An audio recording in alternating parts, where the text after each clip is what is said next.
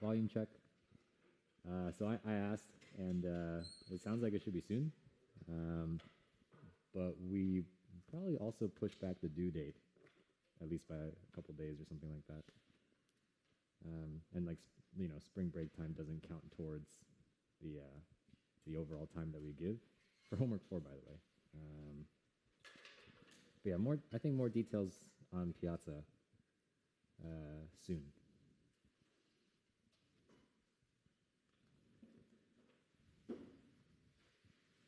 All right, anyway. I'm sure many of you are in like spring break mode already. So am I. So today, let's take it easy, kind of. Not really in the mood to like go too deep into anything, but nevertheless, it's today's a fairly interesting topic. So let's at least cover the conceptual bits, and then you might see things in detail after the break. Okay. Primarily today, what we're going to be talking about is this, general concept. Actually, it's not specific to any model, really. A more general concept in machine learning called ensembling, which is basically the idea of having an ensemble of models. Instead of training one model, you train many models. Ensembles could be as small as like a few. You could have like 5 models, maybe even 3 models if they're really big. Or they could be really, really large. Like you could have hundreds or thousands of models, right? If each model is really, really small. And typically what we think about when we think about ensembling is that each of these learners is quote unquote weak. By learner, I also mean model, you can sort of use those interchangeably. And by weak, I mean like, they might have high bias, right? They might not actually be able to represent the function that you want to learn particularly well. But as it turns out, at least, maybe this is also intuitive, if you combine a whole lot of different weak learners together, then you can get a model or a learner that's actually quite good, solving a lot of pretty complex tasks.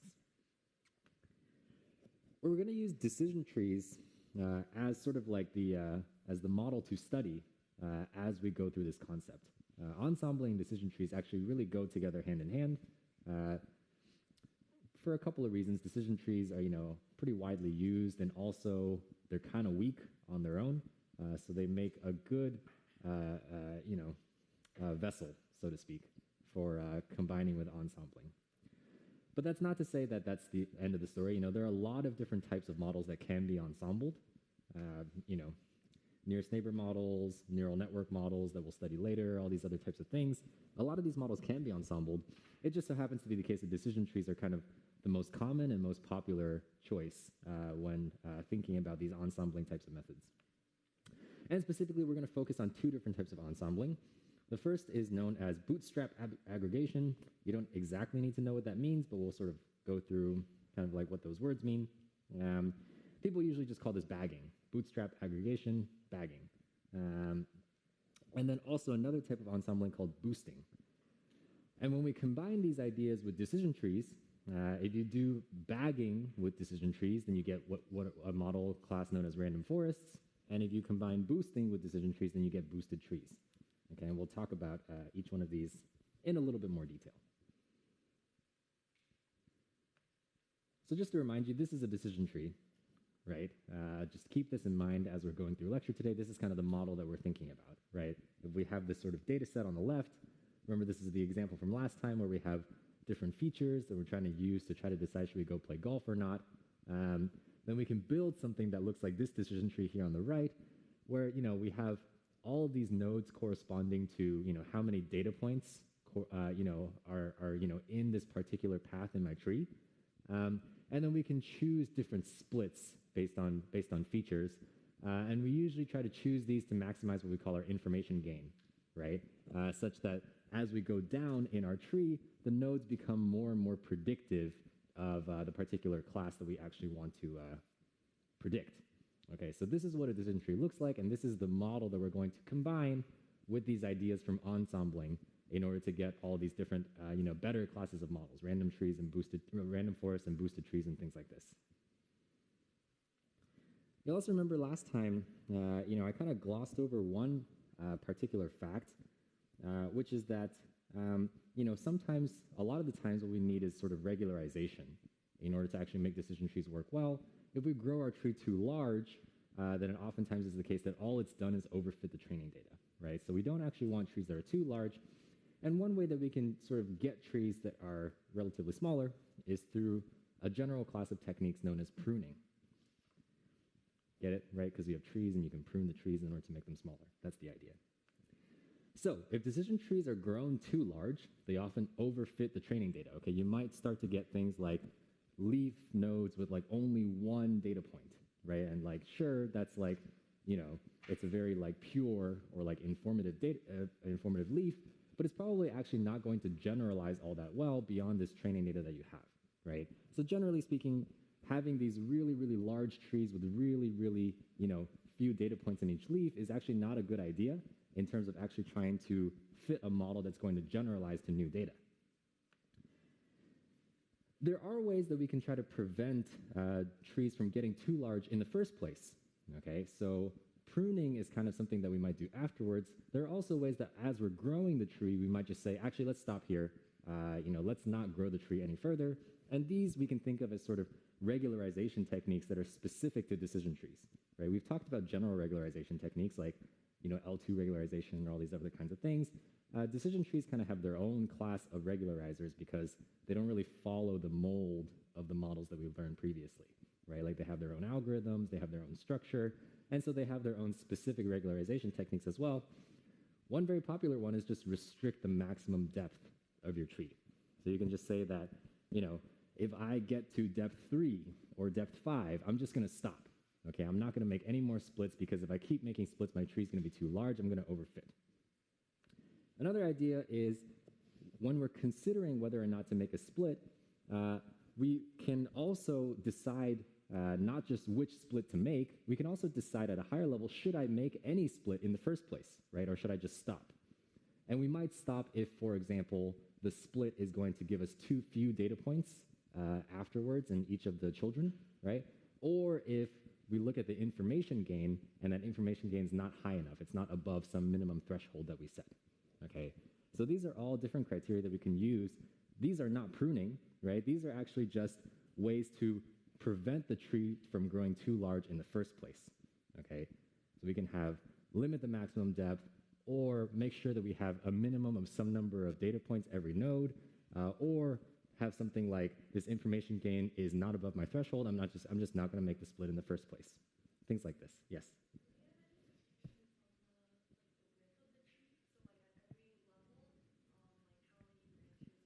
Yeah, really interesting question. Do we have any limitations on the width of the tree? So that that question comes hand in hand with like what the features look like, right? So imagine features that are like true false, right? The width of that of every split is only 2, right? Because there are only 2 possible things that we can split in terms of that feature. When it comes to like features that are like numbers, like continuous values, it becomes a lot more complicated. But usually for numbers, we only choose like a threshold that we split like greater than or less than, because doing more complicated splits with continuous values becomes really complicated, and we feel people haven't really figured out a good way to do that in an efficient way. So for both of those types of values, usually we only split based on, we only do like a binary split where there's 2, so we don't have to worry about those cases. A trickier case might be when you have like a categorical feature that takes a lot of different values, right? So like if you have something that's discrete, but it takes on like 10 different values, then you're going to get a 10-way split when you split according to that feature. Sometimes people sort of like bucket the feature categories into like like bigger bins. Sometimes you just make that split, but you don't necessarily want to do that if you have these things that you already defined, like I don't want to have too few nodes per children, or things along those lines. There is a detail that I didn't go into last time where like information gain is not actually exactly the thing that we look at, because information gain is actually higher if we make more splits. If the width of the tree is bigger, then the information gain will actually be bigger, because we just have like a more fine-grained split that way. Usually what we look at is actually called something called the information gain ratio, which is sort of like information gain normalized by the number of splits that was actually made. But that detail is not super important. What's important here is that it's a very long-winded answer, but usually we have just binary splits most of the times, and then if we have bigger splits than that, then we're usually trying to combine these regularization techniques in there in order to make sure that we're not doing too much overfitting.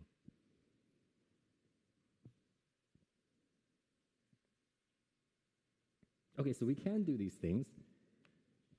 If we don't, or if we don't do a good enough job, right, so if our regularization wasn't strong enough, then what we might need to do is after we learn the tree, after we grow it, we might need to prune it, okay, which means we've learned it, now we got to make it smaller after we've learned it.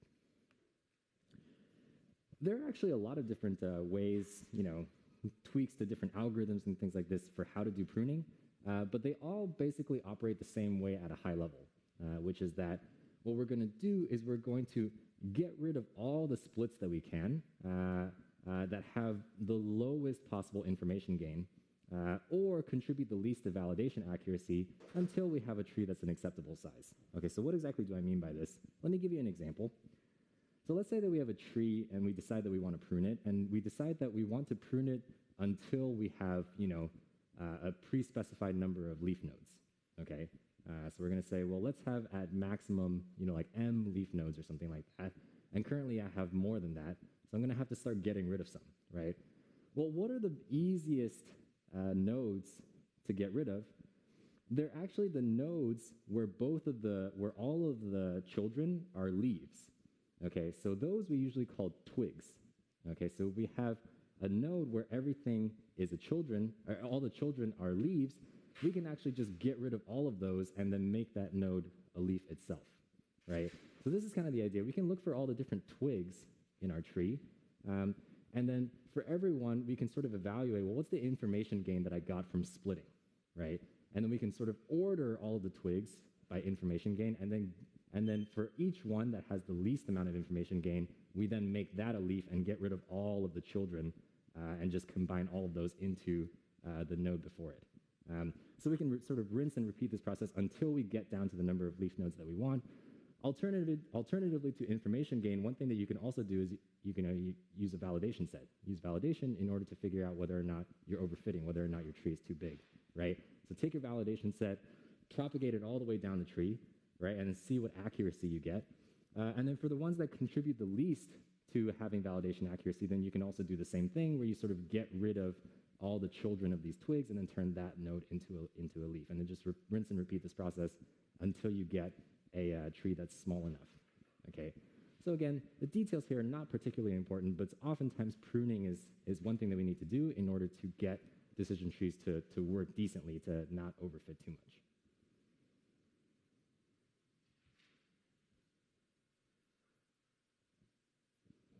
Yes.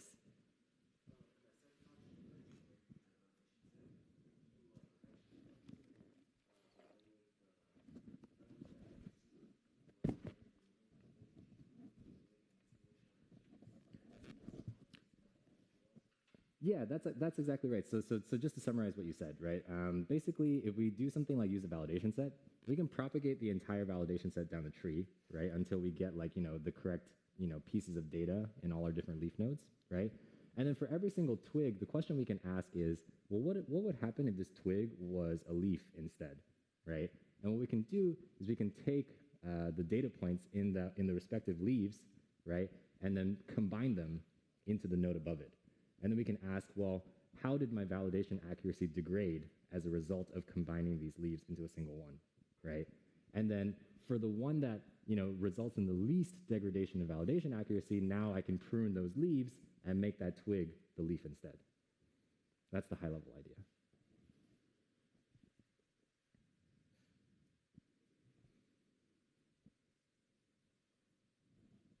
Okay, I had two slides that I kind of zoomed through at the end of last time, so I'm going to present them again a little bit more slowly.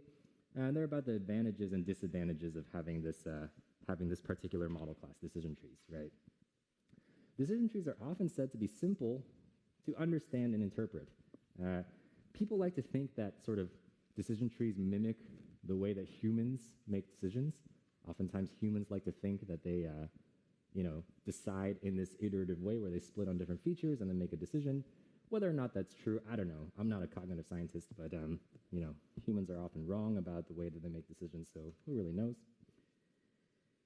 Whether or not decision trees are actually understandable and interpretable, I think depends on, you know, the depth of the tree, you know, how large it is, and, you know, all these other factors. But it is probably, you know, valid to say that they're more likely to be understandable and interpretable compared to a lot of the other, you know, models that we've studied. Like how do you interpret an SVM? Well, just learn some boundary, right? Like you can visualize that, but do you exactly know what that means? It's kind of hard to say. What does that even mean, right? Decision trees, you can visualize them and you can see what decisions they're actually making as they split the data. And so maybe sometimes that actually can tell you something about the underlying structure of the problem that you're trying to solve. One big advantage actually is that decision trees are a natural fit for categorical data. So like, you know, true, false values, or, you know, values that take on some number of discrete options, and often require, you know, very little to no data pre-processing, like, you know, subtract the mean and whiten and all this other kind of stuff, not really necessary for decision trees. And this is actually kind of nice. I mean, people don't really like doing these things. And in a lot of real-world applications, you are going to have categorical data, right? It's a pretty natural, you know, type of data to have, and we haven't really talked about how things like linear models will be able to actually handle that. It's a little more complicated, but for decision trees, it's very simple, right? You don't have to do anything. The decision tree is able to handle that sort of automatically. And decision trees can oftentimes give, you know, people that use them kind of an intuition for which features are the most important. The ones that are most important are usually the ones that we choose to split on first, right? Because they give the most information gain. You can also try to figure out which features are irrelevant, maybe based on which features the decision tree never used, right? If it's never used, then it's probably not a feature that's actually, you know, contributing a lot to predictive power. So, you know, different things like this, it can actually, you know, by learning a decision tree, you can actually get a bit better of a sense of, you know, the properties of your data and, you know, what features are important and things like this. And it's for a lot of these reasons that decision trees are really quite popular in a lot of applications. A lot of the times, decision trees is kind of one of the first things that people will try for whatever machine learning application they're working on. But decision trees do come with their disadvantages, and it's important to know about these things, not only, you know, in practice, but also to sort of motivate what we're going to do for the rest of this lecture. We've already talked about this a couple times now. Decision trees can overfit. For example, if you grow it too large. And to tackle this, we need regularization like we were just talking about, or maybe things like pruning, right? However, in a cruel twist of fate, if you regularize or prune decision trees, it oftentimes becomes the case that they will underfit instead.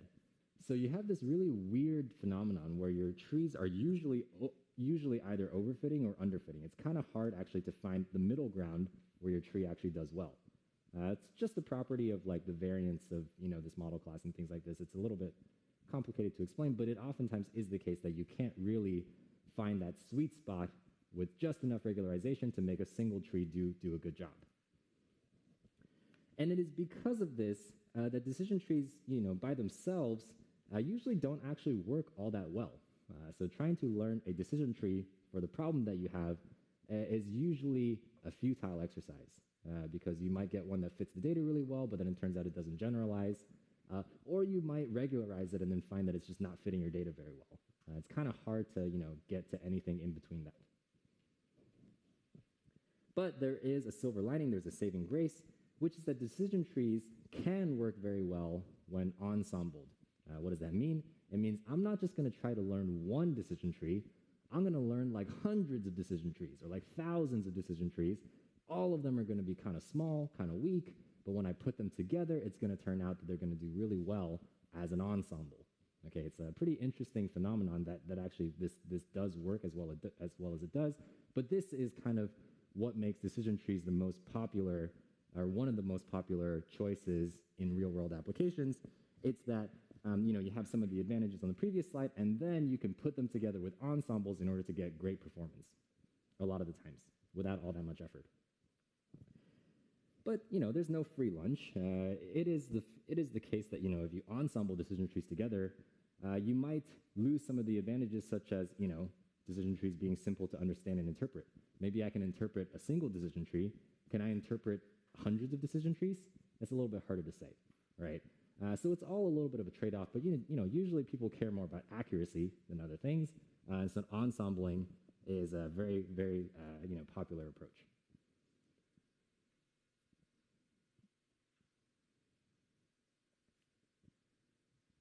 Let me give you a little bit of motivation behind ensembling, or as people oftentimes refer to, it's kind of this idea of the wisdom of the crowd, right? And this is a really classic example that you might have already seen, or you'll probably see a lot of times after this too. In 1906, a long time ago, 787 people, actually it was 800, but then 13 of them were kind of, garbage. They guessed the weight of this ox. Okay, and this ox is very heavy. This ox is 1,197 pounds. And their guesses were all over the place, right? Guessing the weight of an ox is actually not particularly easy. So you got a lot of people that underguessed by a lot, overguessed by a lot, et cetera, et cetera. However, the median guess out of these 787 people was 1,207 pounds, which is pretty darn close, right? So even though you had all of these people that were guessing all over the place, and if you took any single one guess, you probably would have been really wrong, the median guess was actually quite good. Perhaps even more impressively, the mean guess was exactly correct. Okay, so out of these 787 guesses, if you just took the mean, you actually achieved zero error. Okay, so this is typically what we think about when we think about ensembling and why we might want to ensemble. So in this example, the people are the weak learners. Okay, so they're not particularly good by themselves at trying to solve this task, but when we ensemble together, we get greatly improved accuracy just because they sort of account for each other's errors in all these different interesting ways, and then in doing so, we get a single ensemble method that works a whole lot better than trying to use a single model.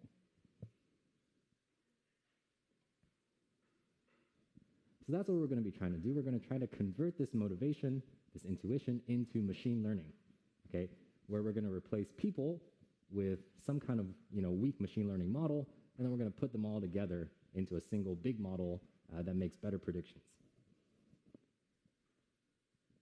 So then we have to talk a little bit about how specifically we do this, okay? And there actually is one little bit of a problem when it comes to this idea, which is that most of the learning algorithms that we've studied thus far are deterministic.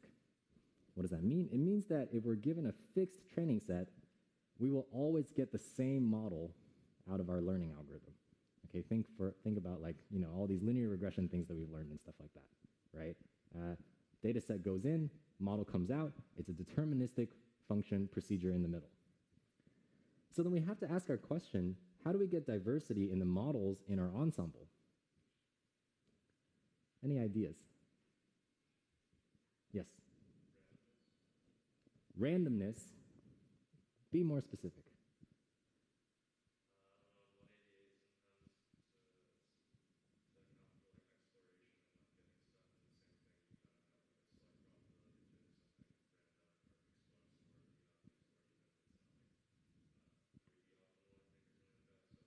Okay, good, right? So that's the right intuition, absolutely, right? So we want to inject some amount of randomness into how we're learning these models. That's absolutely true. How might we do that procedurally? Yes?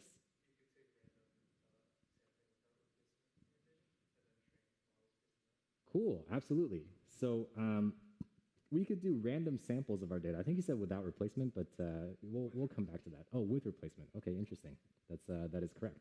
So one thing that we could do is we could randomize the data that each model in our ensemble sees, okay, to make sure that they don't all see the same data when learning, right? We can also randomize pieces of the learning algorithm itself, and we're going to talk a little bit more about how we do that with decision trees in particular. But it's actually not going to be all that surprising, right? I mean, we've seen examples of randomized learning algorithms algorithms that are not deterministic and going from data set to model. Anybody have an example of that? Yes.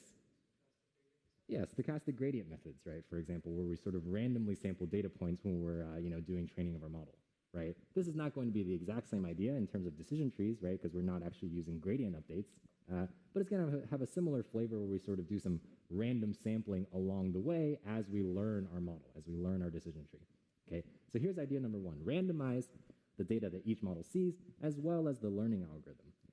And specifically, we're going to see this in the form of what we call bagging, as well. And random forests is, roughly speaking, the combination of bagging and decision trees. I have one more idea listed here for how we get diversity in the models in our ensemble. It is quite a bit more complex, maybe a little less intuitive, but I'm curious if anyone has any other ideas for how we might do this. Yes.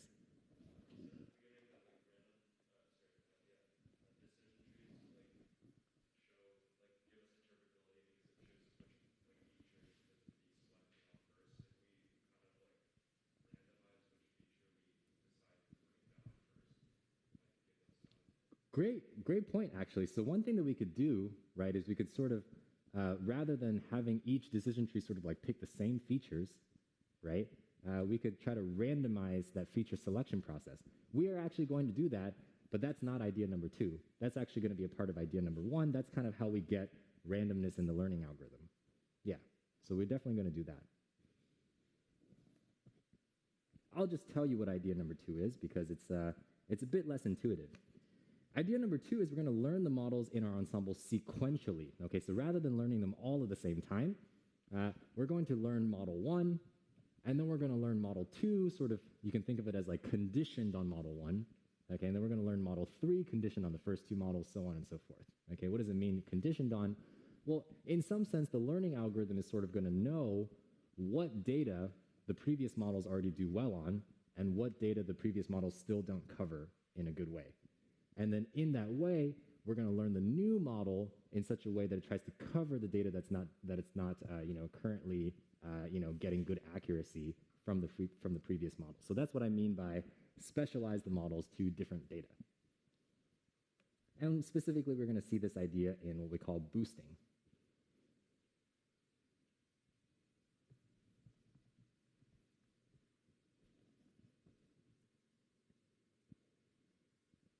So let's talk first about this idea called bootstrap aggregation or bagging. Okay, why is it called this? It looks like a whole bunch of, it looks like two random words that are kind of thrown together. In some ways, it kind of is. But actually, the term bootstrap in this context comes from statistics, as many good things from machine learning does, right?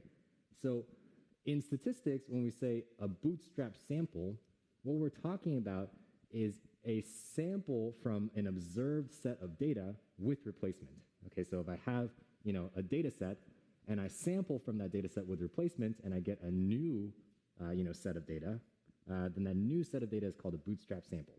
And oftentimes people in statistics will do this if all they have is one data set and they're trying to estimate something from that data set, but they want an estimate that has lower variance, okay? So rather than just making one estimate out of that big data set, what you can do is bootstrap sample from that data set multiple times, make different estimates, and then average them all together. This actually gives you an estimate with lower variance, kind of remarkably. So, we have what we had before, right? We always have this in machine learning, or at least supervised learning, right? We're given a data set of xi, yi pairs for I equals 1 to n. Now, suppose that we wish to learn an ensemble of m models. Okay, remember, m could be like 3, but oftentimes for decision trees, it's more like hundreds or thousands. And what we need to do, remember, right, is we need to randomize the data that each of these models sees, right? Because if they all saw the same data, they'd just all do the same thing, right? So we want to pass a different data set to each of these m models.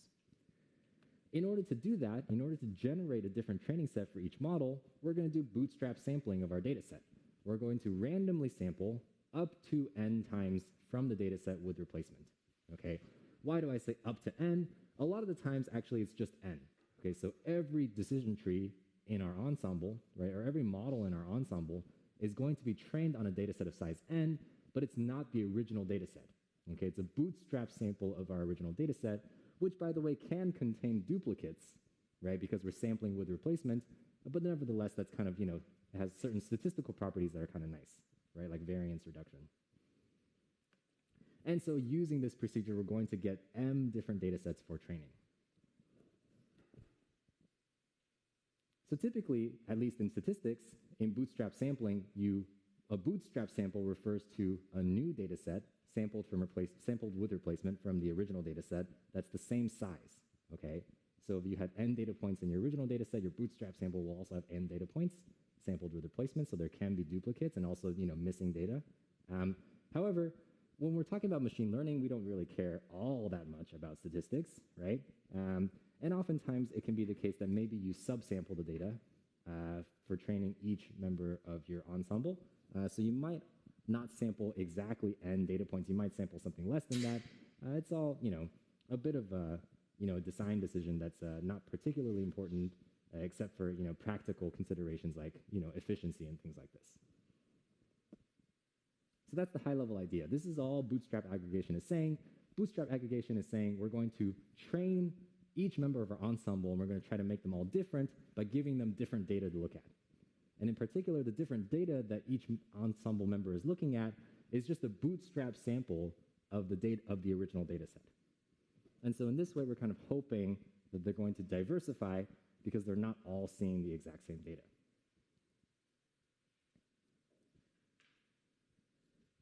Now, you might be wondering, well, actually, wait, let me click forward one slide. So when we combine this idea with decision trees, we get what we call random forests. Okay, forest, ensemble of trees, kind of makes sense, right? So a random forest classifier is an ensemble of m typically small decision trees, okay? And these decision trees, like we said before, are trained on bootstrap samples of the original data set. Let's call this data bagging, okay? So it's, a bagging procedure applied to the data set. Now, you might be wondering, well, if I'm just sampling with replacement from the original data set, is that actually going to generate a whole lot of diversity in the trees that I learn? I mean, all the trees were still trained on, the original data set. Maybe some of them didn't see some data points, others didn't see others, but like, are they really going to learn, sort of models that are all that different? Actually, practically speaking, the answer is usually no. So if we only use data bagging, it's oftentimes the case that our trees are still going to be pretty similar to each other, and then ensembling them together is not actually going to be all that effective. So the way that random forests become more effective is that they also use this idea, which somebody already mentioned before, called feature bagging, okay? And what is feature bagging? Basically, at each split, when we're learning each decision tree, we don't consider all the possible features that we might use for a split. We only consider a random subset of the features, okay? Every time we're considering making a split, growing our decision tree larger, we're not going to consider all the features. We're only going to consider some subset of them, and then that's the only ones that our decision tree is allowed to consider when we're talking about growing it, okay? Typically, how large this random subset needs to be is actually a hyperparameter that needs to be tuned, but a good default value is to use the square root of the number of features that you have. Something along those lines is usually a good rule of thumb. So what does feature bagging do on top of data bagging? Well, basically what it does is it further decorrelates the different trees that you get. So you're going to diversify the different models in your ensemble, right? Especially if you have the case where in your problem, there are kind of like only a few features that are very informative. Well, if you didn't use feature bagging, and this was the case, well, what happened? Even if you subsample your data, all of your decision trees on average are still going to use that same informative feature to do their splits and all this other kind of stuff. So you're still going to get models that are very similar, right? So feature bagging is kind of crucial in order to make sure that the models in your ensemble, the trees in your ensemble in this case, right, are learning diverse different functions that you can then aggregate together in order to get better performance. Okay, so data bagging and feature bagging are the workhorses behind random forests, and we have to do both of them in order to get good performance. And remember, like we said before, bagging, ensembling in general, really, right? This is an idea that comes from statistics in order to try to get lower variance, right? And we talked about how decision trees, if we grow them too large, usually what they do is they overfit, they have high variance, right? So the resulting classifier that we get from a random forest usually has drastically lower variance than if we were to just learn a single large tree.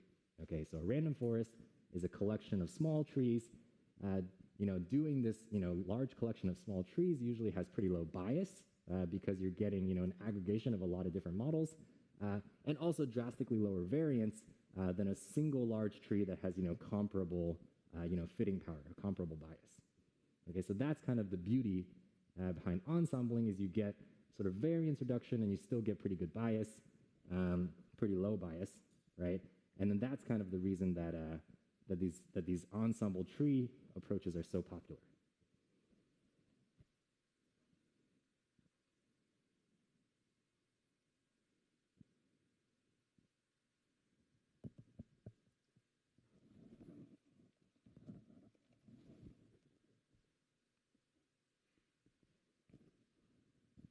Okay, that's all I have to say about bagging. So let's move on to a different type of ensemble, which we call boosting. So remember what we said, they're both ensemble methods, right? Like both bagging and boosting are general approaches to learning multiple models in your ensemble, right? It's an alternative to bagging because what boosting does, like we said before, is learn ensembles sequentially, right? So you can imagine for bagging, right, you could learn all your models in parallel because none of the models are actually interacting with each other, right? They all have their own independent learning process, right? You generate Bootstrap samples of your data set, and then you just learn each decision tree on each Bootstrap sample using feature bagging as well, right? So if you had a really good implementation of bagging, probably what it would do is do some kind of parallel computation, right, in order to learn each one of these members of your ensemble in order to sort of reduce the time that it takes to do training. For boosting, you can't do that because for boosting, we're going to require that the models get learned sequentially because learning a new model depends on all the models that we learned previously, okay? At a high level, what's going on in boosting is that each member of the ensemble is trained with the focus on what the previous models have gotten wrong. Okay, that's the high-level idea. So we look at, our training data and we look at, what is being covered well so far, right, by the models that I've learned. What have the models already gotten right in my training data, okay? And what have my models not covered yet? What are the data points that we're still getting wrong? Those are the ones that we're going to need to fix by this new model in our ensemble. And that's what we're going to train our new model to do. Why is it called boosting? Well, basically the idea is that every new member of your ensemble that you're learning is boosting your ensemble, right? Because it's boosting in terms of increasing the ensemble's accuracy, overall accuracy, right, on the training points that it's still not doing well on. So that's the general idea behind this name, boosting. How is this done specifically? Well, this is usually done either by reweighting data points or having these models learn what we call residual predictions, okay? What do these mean? Well, reweighting the data points maybe is a little bit more intuitive, right? So let's start there, okay? So if I have, an ensemble that I've built so far, right? And then I look at my training data and I say, okay, here's the set of training data where I'm getting the correct answer, okay? And then here's the set of training data where I'm not yet getting the right answer. What I'm going to do is I'm sort of going to, downweight the training data points that I'm already covering well, and then upweight the training data points that I'm not doing well in yet. And that's kind of my new loss function, right? My loss function is a weighted version of accuracy, right, where I upweight the data points that are not yet being covered in a good way. How the reweighting actually happens mathematically is actually quite a bit more complicated. There's pretty complicated like log exponential formulas that you oftentimes apply in order to make the weights make sense mathematically, but it's not really that important for kind of understanding the general idea, right, behind downweighting points that you're getting right, upweighting points that you're getting wrong, and then learning a new model in your ensemble that cares more via the loss function for the upweighted points. And what do I mean by residual predictions? Well, the easiest way to think of that is, let's say you're trying to do regression.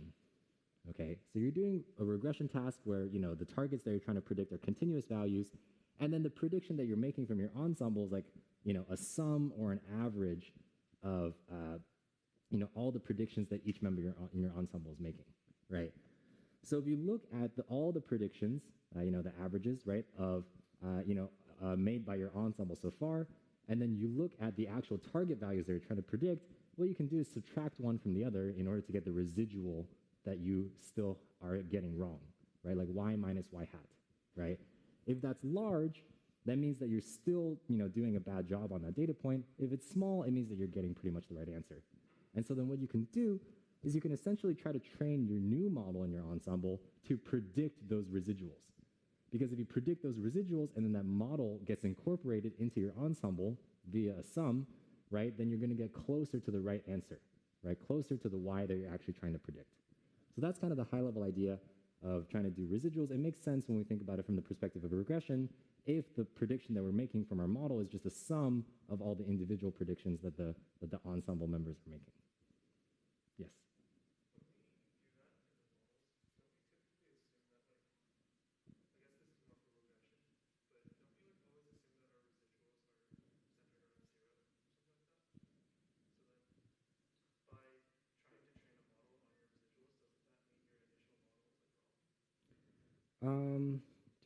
Don't we usually assume that the residuals are centered around 0?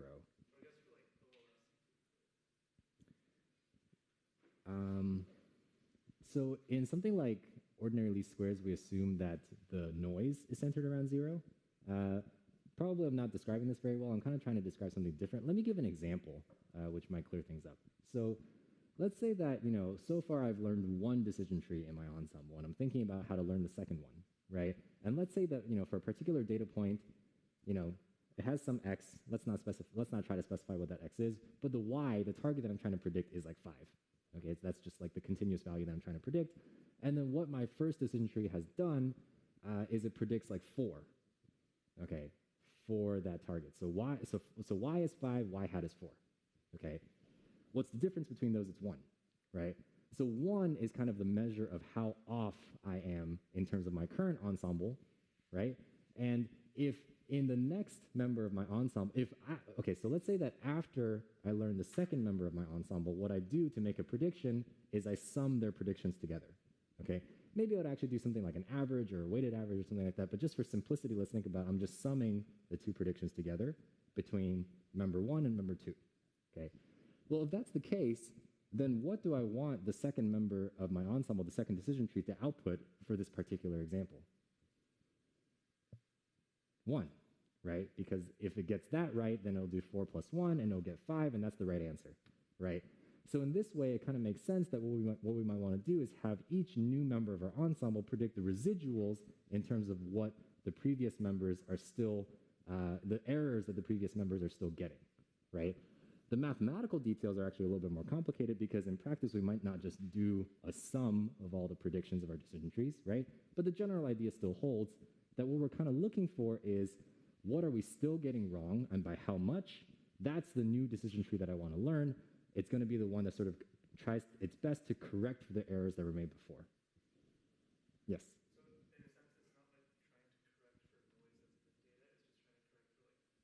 Right. So we're not trying to correct for noise in the data. We're trying to correct for, what the ensemble so far is not yet good at. That's the high level idea behind boosting. Yeah.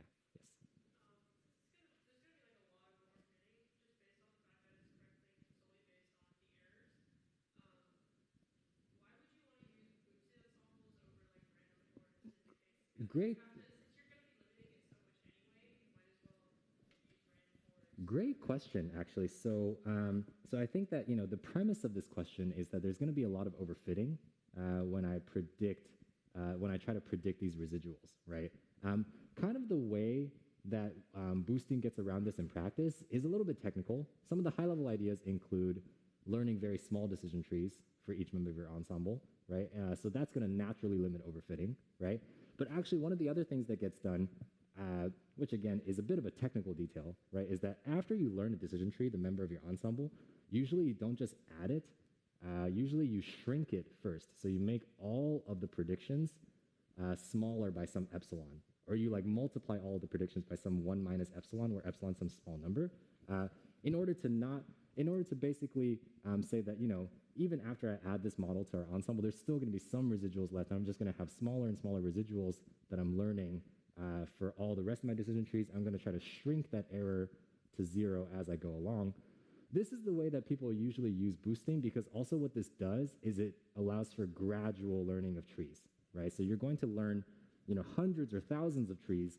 You don't want the first couple to already get the right answer, and then the rest don't have to learn anything, right? Like what you want is for all the decision trees to contribute, and in doing this kind of shrinkage of my model after I learn it, I guarantee that there's going to be something to learn for all the later trees, and then having many, many, many trees is what reduces my variance and reduces my overfitting.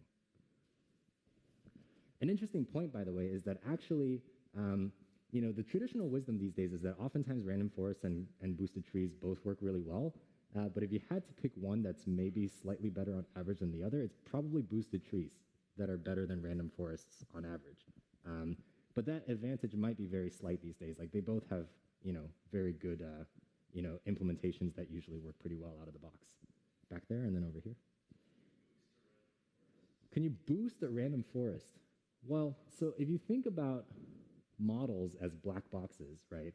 You could imagine that a random forest is a model, and then you could learn a whole bunch of random forests on top of each other. I have never heard of anyone trying to do that, though. So it's probably not necessary at that point. Yeah. Yes.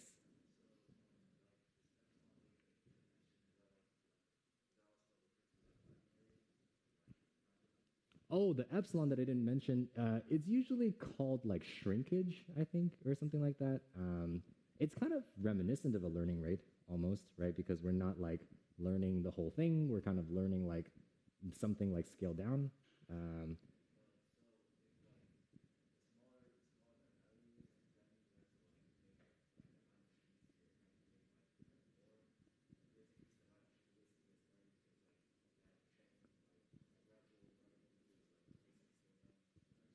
Yeah, so actually, so for that value epsilon, it's actually like the larger that it is, because, you know, you multiply by 1 minus epsilon, so the larger epsilon gets, the less your new tree is actually contributing to your ensemble, which means that you're going to have to learn more and more trees, and it's usually just a hyperparameter that people tune. Yeah. There was one more question over here.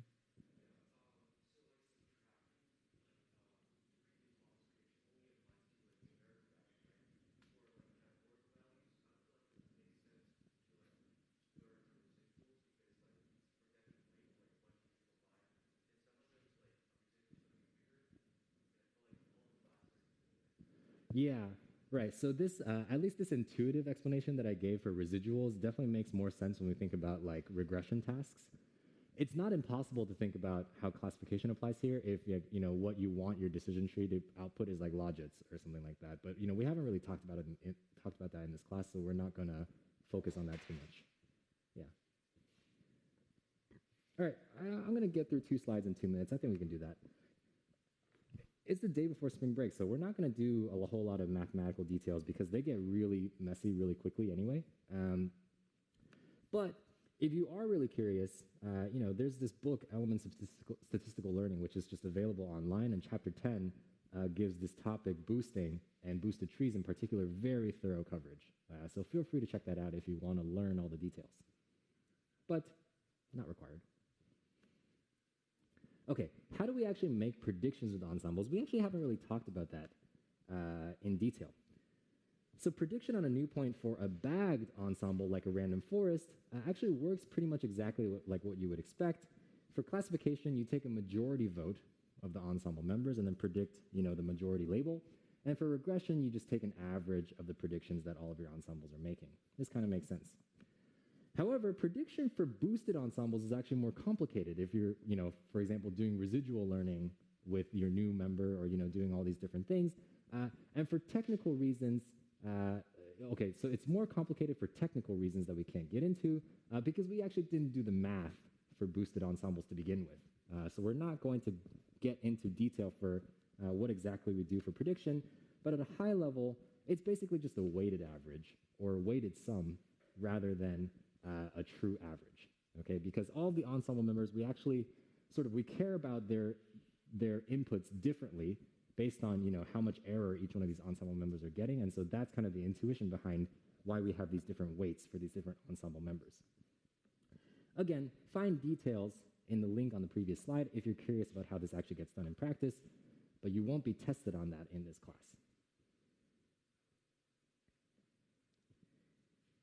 So to summarize, decision trees are very popular due to their simplicity, sometimes their interpretability, and their ease of use, but single decision trees are bad.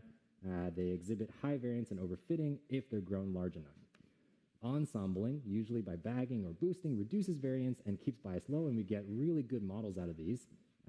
And so that's why people use them a lot, and because people use them a lot, very good implementations of both exist that many people use for things like research, industry, Kaggle competition, so on and so forth. For example, if you want to look at one in particular, probably the best one to look at is something called XGBoost for gradient boosted trees. And we will stop there. All right.